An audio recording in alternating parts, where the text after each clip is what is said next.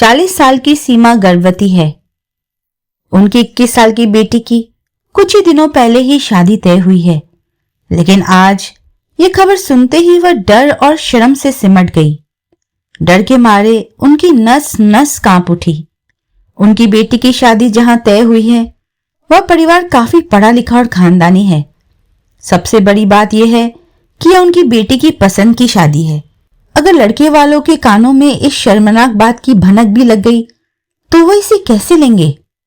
इसी सोच में वह बहुत परेशान हो गई। मां बनने की खुशी जैसे सर्दियों के हल्के कोहरे में कहीं छिप गई थी। सीमा के विचारों के बीच डॉक्टर मिताली की आवाज सुनाई दी। कोई परेशानी है क्या? आप क्या सोच रही हैं? मैं ये बच्चा नहीं रखना चाहती डॉक्टर। ये पॉसिबल नहीं है। डॉक्टर मिताली फाइलों को देखने में व्यस्त थी। सीमा की बेबस आवाज में कही गई बात को उन्होंने काफी स्वाभाविक रूप से लिया। थोड़ी देर फाइलें पलटने के बाद उन्होंने कहा, इस उम्र में कंसीव करने के बाद ज्यादातर महिलाओं की यही राय होती है, लेकिन इस उम्र में मां बनना जितना जोखिम भरा है उससे कहीं ज्यादा खतरनाक अबॉर्शन कराना है। इसके अलावा आपकी मेडिकल हिस्ट्री में मैंने देखा कि 2 साल पहले आपकी ओवेरियन सिस्ट की सर्जरी हुई थी। ऐसी स्थिति में 3 महीने के भ्रूण को गिराना आसान फैसला नहीं है। आप सोचिए, ये लाइफ रिस्क का मामला है। आप 1 हफ्ते बाद आइए। सीमा बुरी तरह से घबरा गई। कांपती आवाज में बोली, मेरी बेटी की शादी तय हो चुकी है। ऐसे में अगर ये बात किसी को पता चली तो शादी टूट जाएगी। इसके अलावा मेरा 18 साल का एक बेटा भी है जो बहुत शर्मीला और जिद्दी है। वह भी इस बात को स्वीकार नहीं कर पाएगा। डॉक्टर मिताली ने इस बार दया भरी नजरों से अपने सामने बैठी उस बेहद सुंदर महिला की तरफ देखा। वह महिला उम्र में उनसे काफी बड़ी थी। उनके चेहरे पर चिंता की लकीरें और शालीनता साफ नजर आ रही थी। मिताली को उन पर तरस आ गया। वह अपनी कुर्सी से उठी, सीमा के कंधे पर ढांढस बंधाते हुए हाथ रखा और बोली, आप इतनी चिंता क्यों कर रही हैं? आप अपने परिवार से बात कीजिए, वे जरूर आपका साथ देंगे। डॉक्टर मिताली की बातों से सीमा को थोड़ा हौसला मिला। वह खुद को जितना हो सके संभाल कर चैम्बर से बाहर निकल आई, लेकिन अंदर ही अंदर एक गहरी चिंता उन्हें लगातार सता रही थी। उनकी बेटी इस बात को कैसे लेगी? इस उम्र में जाहिर है वह नए भाई या बहन की उम्मीद तो बिल्कुल नहीं कर रही होगी। सीमा के बाहर निकलते ही उनकी बेटी रिया दौड़कर आई और चिंतित होकर पूछा, क्या हुआ माँ? डॉक्टर ने क्या कहा? बेटी की आवाज से सीमा का ध्यान टूटा। किसी तरह हकलाते हुए बोली, कुछ खास नहीं, बस ब्लड प्रेशर बढ़ गया है। माँ की बात सुनकर भी रिया की चिंता कम नहीं हुई। वह एक समझदार इंसान की तरह काफी देर तक मां को सलाह और हिदायतें देती रही। सीमा ने नजरें उठाकर अपनी बेटी को देखा। ये लड़की भी तो उन्हीं की औलाद है और जो पेट में आया है वह भी उन्हीं का अंश है। फिर 2 बच्चों में से उन्हें किसी एक की खुशी को ज्यादा तवज्जो क्यों देनी पड़ रही है? माँ तो माँ होती है, फिर उनके लिए एक बच्चा ज्यादा जरूरी क्यों हो गया? क्या उनका ऐसा सोचना पाप नहीं है? उन्हें अपनी ही सोच पर घिन आने लगी। वह क्या सोच रही है? क्या समाज नाम की भी कोई चीज होती है या नहीं? इस उम्र में आकर क्या वह समाज के लिए हंसी का पात्र बनेगी? नहीं, घर जाकर वह रिया के पापा से बात करके एक फैसले पर जरूर पहुंचेगी। वह नहीं चाहती कि उनकी वजह से उनके बच्चों की जिंदगी में कोई परेशानी आए। अस्पताल से लौटकर सीमा सीधे अपने कमरे में चली गई। उनकी पूरी दोपहर उधर बुन में बीती। शाम को उनके दरवाजे पर दस्तक हुई, जिससे उनका ध्यान टूटा। उन्होंने थोड़ी ऊंची आवाज में पूछा, कौन? मम्मी, मैं मयंक। दरवाजा खोलो, शाम हो गई है। दरवाजे की दूसरी तरफ सीमा के बेटे मयंक की रुक रुक कर बोलने वाली धीमी आवाज थी। सीमा ने बिना देर किए दरवाजा खोल दिया।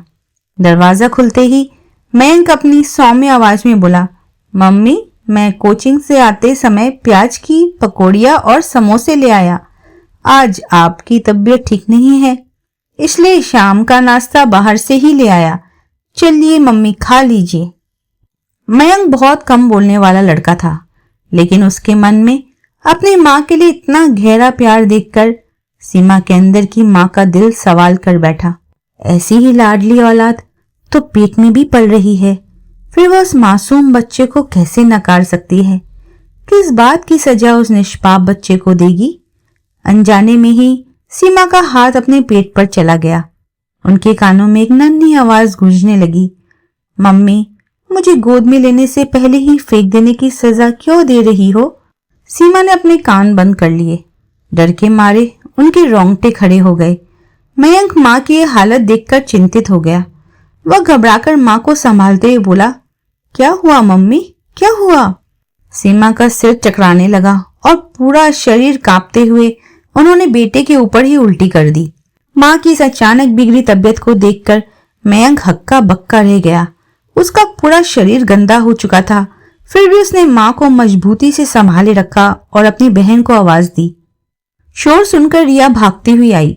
रिया के पापा राकेश जी भी अभी अभी बाहर से लौटे थे। बेटे के चिल्लाने की आवाज सुनते ही वे भी दौड़कर कमरे में आए। तब तक सीमा का शरीर पूरी तरह ढीला पड़ चुका था। मयंक एक हाथ से माँ को संभाले रखने में मुश्किल महसूस कर रहा था। उसका अपना जी भी मिचलाने लगा था, फिर भी उसने अपनी पकड़ कमजोर नहीं होने दी।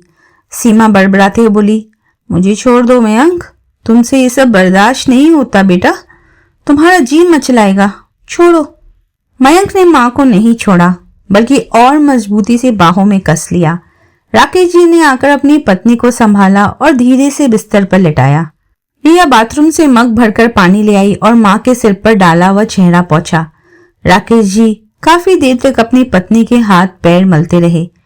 काफी देर बाद सीमा थोड़ी सामान्य हुई। उन्होंने कमजोरी भरी आवाज से बेटे से कहा, तुम जाकर साफ हो जाओ बेटा, तुम्हारी हालत बहुत खराब लग रही है। रिया, तुम्हारे कपड़े भी भीग गए हैं, जाओ चेंज कर लो। लेकिन माँ के कहने पर भी दोनों बच्चे वहां से हटने को तैयार नहीं थे। वे इस हालत में माँ को बिल्कुल अकेला नहीं छोड़ना चाहते थे। आखिरकार राकेश जी ने उन्हें भरोसा दिलाया कि वह यही पास में है। तब जाकर बच्चे कमरे से बाहर निकले। बच्चों के कमरे से बाहर जाते ही सीमा अपने पति की मदद से बिस्तर पर उठकर बैठ गई और अपनी बीमार आवाज में असहज महसूस करते हुए बोली, मैं आपसे कुछ कहना चाहती हूँ। हाँ बताओ, क्या हुआ? आज डॉक्टर को दिखाने गई थी ना, तो उन्होंने कुछ कहा क्या? कोई परेशानी है? सीमा ने अपना सिर झुका लिया।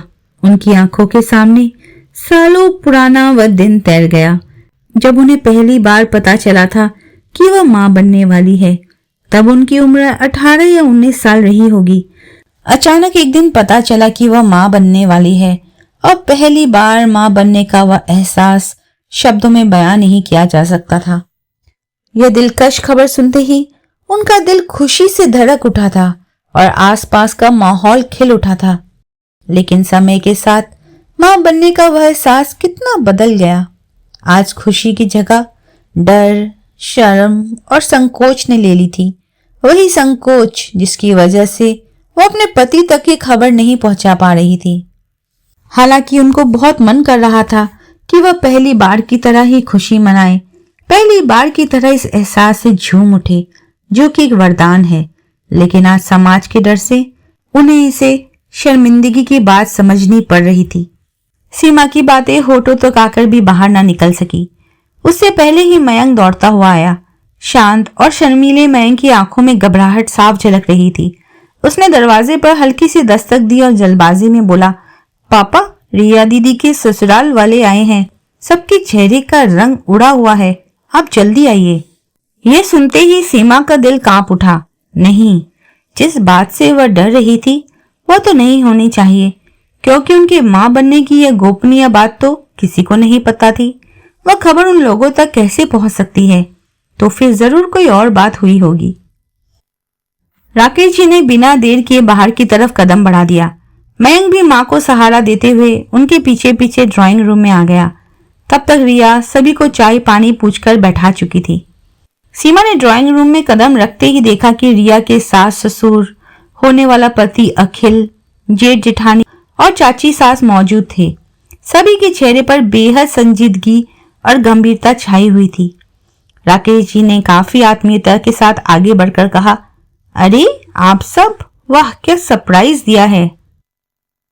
जनाब, सरप्राइज हमने कहाँ दिया है, सरप्राइज तो आपने दिया है, वो भी इतना बड़ा सरप्राइज। रिया के होने वाले ससुर की आवाज में साफ ताना झलक रहा था। सीमा किसी अनहोनी और बदनामी के डर से अंदर ही अंदर कांप गई।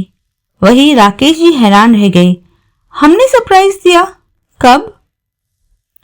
ठीक उसी वक्त रिया की चाची सास ने तंज कसते हुए कहा, ढलती उम्र में फिर से माता पिता बन रहे हैं, क्या ये हमारे लिए सरप्राइज नहीं है?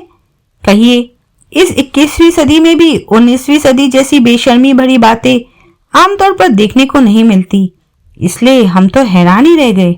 इतना कहकर वो महिला सोफे पर बैठ गई। उसकी इस बात ने जैसे ड्राइंग रूम में बम फोड़ दिया हो। राकेश जी समझदार इंसान थे, वे तुरंत पूरी बात का मतलब समझ गए और अपनी पत्नी की तरफ देखा। तभी रिया ने उलझन में पड़कर पूछा, आंटी आप ये क्या कह रही हैं? क्यों, तुम्हें नहीं मालूम कि तुम्हारा नया भाई या बहन आने वाला है? अपने मंगेतर अखिल की बात सुनते ही रिया को समझ आ गया कि वे किस बात की तरफ इशारा कर रहे हैं। रिया और मयंक दोनों ने हैरानी भरी नजरों से अपने माता पिता की तरफ देखा। सीमा सबकी उठती हुई सवालों भरी निगाहों को समझकर भी खामोश खड़ी रही। सबकी चुप्पी तोड़ते हुए रिया के होने वाली जिठानी, जो उसकी मेरी बहन श्वेता भी थी, बोल उठी, बुआ प्रेग्नेंट है, तुम्हें नहीं पता रिया? मेरी मौसी सास ने आज बुआ को उसी क्लिनिक में देखा था, वे वहां डॉक्टर है। बाद में छानबीन करने पर उन्हें ये बात पता चली। छी बुआ, शर्म से तो हमारा सिर झुका जा रहा है। राकेश जी अपनी पत्नी के पास खड़े होकर उनके कंधे पर हाथ रखे हुए थे। सीमा का पूरा शरीर मारे डर और शर्म से कांप रहा था। उन्हें लगा जैसे पूरी दुनिया घूम रही है। जिन लोगों का डर उन्हें सता रहा था, आखिरकार उन्हीं के सामने जाकर वे बेनकाब हो गई थी। रिया और मयंक को अभी भी अपनी आंखों पर यकीन नहीं हो रहा था। उनकी सवालिया निगाहें अपनी मां पर टिकी थी। सीमा अपने बच्चों की आंखों की भाषा समझ गई। उन्होंने भारी मन से सिर झुकाकर रजामंदी दी और बोली, हाँ ये सच है। ठीक उसी पल मयंक तेजी से दौड़ता हुआ अपने कमरे में चला गया और जोर से दरवाजा बंद कर लिया। रिया अपने दोनों हाथों से मुंह ढके अविश्वास भरी नजरों से मां को देखती रह गई। इसी बीच अखिल की कड़क आवाज गूंजी, छी, ऊपर से ये सब इतने सीने ठोक कर कह भी रही है। मेरा तो शर्म से सिर झुका जा रहा है। अगर समाज में ये बात फैल गई तो क्या होगा? समझ भी रहे हैं आप लोग, मैं एक वेल एजुकेटेड लड़का हूँ, बड़ी कंपनी में जॉब करता हूँ, बड़े बड़े लोगों के साथ मेरा उठना बैठना है। हमारी फैमिली हाई सोसाइटी से बिलोंग करती है। उस पढ़े लिखे समाज में आप लोगों की असामाजिक हरकतें कैसे बर्दाश्त होगी बताइए? अखिल की घिनौनी बातें रोकने के लिए रिया ने धीमी आवाज में पुकारा, अखिल, अखिल। नाम सुनते ही अखिल और भड़क उठा। वह अपनी जगह से खड़ा होकर बोला, किस बात का अखिल? हाँ, क्या कहोगी तुम? तुम्हारे माँ बाप कितने बेशरम हैं, सोच भी सकती हो? जिनकी बेटी की कुछ दिन बाद शादी है, वे ही ऐसा? मुझे तो बोलते हुए भी घिन आ रही है। सुनो रिया, ये शर्मनाक बात बाहर फैलने से पहले अपने माता पिता से कहो कि इस बात को दबा दे। अपनी माँ से कहो कि तुरंत अबॉर्शन करवाए, वरना ये शादी कैंसिल। ये बात रिया के लिए किसी बड़ी धमाके जैसी थी। वह बस बेबस आंखों से देखती रह गई। सीमा ने एक बार अपनी बेटे की उजड़ी हुई नजरों की तरफ देखा और फिर अपने बेटे के बंद कमरे के दरवाजे को निहारा। उन्हें अपनी यह जिंदगी बेहद कड़वी और असहनीय महसूस होने लगी। जब बेटी के होने वाले पति ने यह फरमान सुना दिया कि सीमा को यह बच्चा गिराना ही होगा, तो सीमा के पैरों तले जमीन खिसक गई। हालांकि तुरंत राकेश जी इसके विरोध में खड़े हो गए। वे अपनी पत्नी का संबल बनते हुए बोले, बच्चा हमारा है तो फैसला सुनाने वाले तुम कौन होते हो? अब अखिल थोड़ा धीमा पड़ा, लेकिन पीछे हटने वाला इंसान वह भी नहीं था। मुंह बनाते हुए बोला, समाज में तो हमें भी रहना है, इसलिए अपना फैसला बता रहा हूं। तुम अपनी राय दे सकते हो, लेकिन याद रखो कि वह राय तुम किसी पर थोप नहीं सकते। राकेश जी कड़े शब्द में बोले।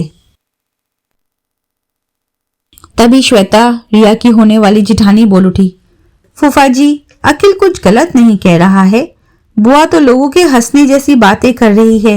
इस उम्र में कोई बच्चा पैदा करता है क्या? छी छी, शर्म की भी कोई सीमा होती है। श्वेता की बात से अखिल को और बढ़ावा मिला। रिया इस सब के बीच बस खामोश दर्शक बनी खड़ी रही। अब अखिल के पिता ने गंभीर और भारी आवाज में कहा, समधी जी, हम ज्यादा बहस नहीं करना चाहते। हमारी बस एक ही शर्त है, हम ऐसा काम का कभी समर्थन नहीं करेंगे जिससे समाज में हमारी हंसी उड़े। अगर आप लोगों ने इस बच्चे को रखने का ही फैसला किया है तो फिर इस शादी की बात को आगे बढ़ाया नहीं जा सकता। सीमा ने तिरछी नजरों से अपनी बेटी की तरफ देखा। हालांकि वे अभी मुंह खोलने ही वाली थी और बताने वाली थी कि वे इस बच्चे को नहीं रखेंगी, लेकिन उससे पहले ही रिया बोल पड़ी। उसने अखिल की तरफ सवाल उछाला, क्या तुम्हारी भी यही राय है? बिल्कुल रिया, मुझे पता है तुम आज के जमाने की लड़की हो, तुम कभी भी ऐसे असामाजिक हरकतों को बर्दाश्त नहीं करोगी। बिल्कुल सही, मैं ऐसे असामाजिक हरकतों को बिल्कुल बर्दाश्त नहीं करूंगी। इसलिए भलाई इसी में है कि तुम लोग अभी इसी वक्त हमारे घर से बाहर निकल जाओ। रिया के इन तीखे शब्दों का मतलब कोई समझ ही नहीं पाया। उसकी होने वाली जिठानी श्वेता ने बौहे सिकोड़कर पूछा, क्या कह रही है तू? हम बाहर निकल जाएं? मतलब? हाँ, तुम लोग ही बाहर निकलोगे। किसी के घर आकर बच्चा रखना है या नहीं, इस पर अपना फैसला सुनाना मुझे तो कहीं से भी सामाजिक काम नहीं लगता। इसलिए तुरंत अपनी ये बदतमीजी बंद करो और बाहर निकलो। माहौल एकदम थम सा गया। सीमा ने अपनी आंखें बड़ी बड़ी करके बेटी की तरफ देखा। उसका चेहरा गुस्से से लाल हो चुका था। अखिल भड़क उठा, तुम हमसे इस तरह बात कर रही हो? किस हिम्मत से? इसका अंजाम अच्छा नहीं होगा। अखिल की धमकी सुनकर रिया जोर जोर से हंस पड़ी। उसने ताना मारते हुए कहा, अच्छा तो क्या बुरा अंजाम करोगे? सुनो, शादी तोड़ देंगे, मेरी बदनामी हो जाएगी। हो जाने दो। तुम्हारे जैसे नीचे सोच वाले इंसान के साथ रहने के शराब से तो मुक्ति मिलेगी, ये क्या कम है? जिस लड़के की पसंद और मानसिकता इतनी गिरी हुई है, उसके साथ मैं घर कैसे बसाती? शुक्र है भगवान का कि उन्होंने मुझ पर दया की, वरना मैं अपनी जिंदगी ऐसे परिवार में जाकर नर्क बना लेती। तुम फैसला या राय देने वाले होते कौन हो अखिल? तुम्हारी या तुम्हारी फैमिली की इतनी हिम्मत कैसे हुई कि किसी दूसरे की पर्सनल लाइफ में फैसला सुनाने चले आए? मेरी मम्मी अपने घर में आए बच्चे को रखेंगी या नहीं, ये पूरी तरह से मेरी मम्मी का फैसला है। तुम लोग कौन होते हो इस फैसले में दखल देने वाले? और माँ बनने को तुम लोग शर्म की बात समझ रही हो? किस कौन से ये शर्म की बात है? माँ बनना इस दुनिया का सबसे बड़ा वरदान है और तुम लोग इसे इतने घिनौने तरीके से पेश कर रहे हो। मेरे माता पिता का मन हो सकता है कि वे फिर से माँ बाप बने, इसमें तुम्हारा या इस समाज का क्या जाता है? हाँ, जो समाज दूसरों की निजी जिंदगी में ताक-झाक करता है, हम ऐसे समाज की रत्ती भर परवाह नहीं करते। बाहर में जाए ऐसा समाज। और श्वेता दीदी, तुम मेरी मम्मी को शर्म की बात सुना रही हो? मुझे तो हैरानी हो रही है। तुम्हारी शादी को आज 5 साल हो गए, तुमने कम कोशिशें नहीं की एक बच्चे के लिए, फिर भी ऊपर वाले ने तुम्हें औलाद नहीं दी। तब क्या इस समाज ने तुम्हें ताने देने से छोड़ा था? जबकि मां ना बन पाने में तुम्हारा कोई कसूर नहीं था, फिर भी क्या समाज ने तुम्हारा दर्द समझा? बल्कि जो काम तुमने नहीं किया उसी के लिए तुम्हें बार बार दोषी ठहराया गया, बार बार नीचा दिखाया गया कि तुम माँ क्यों नहीं बन सकी। अब मेरी मम्मी की गोद में एक नया मेहमान आने वाला है, तो यह भी मम्मी के हाथ में नहीं है, ऊपर वाले का इशारा है। तो फिर इसलिए मेरी मम्मी क्यों जवाबदेही दे या समाज के इन फिजूल के तमाशों में शर्मिंदा हो? हमारा समाज ही ऐसा है।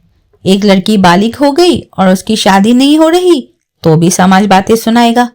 दूसरी तरफ किसी लड़की की जल्दी शादी हो रही है तो उससे भी समाज को दिक्कत है। कोई लड़का बेकार घूम रहा है तो भी उन्हें परेशानी है, और अगर कोई लड़का जिम्मेदार बन जाए तो भी कहेंगे कि माँ के पल्लू से बंधा हुआ है। एक औरत अगर माँ ना बन सके तो भी उस पर ताना कसेंगे, और अगर उम्र ढलने पर माँ बने तो भी उस पर हंसेंगे। समाज किस बात पर चुप रहता है, बताओगी जरा? हर कदम पर तो समाज बातें बनाता ही है।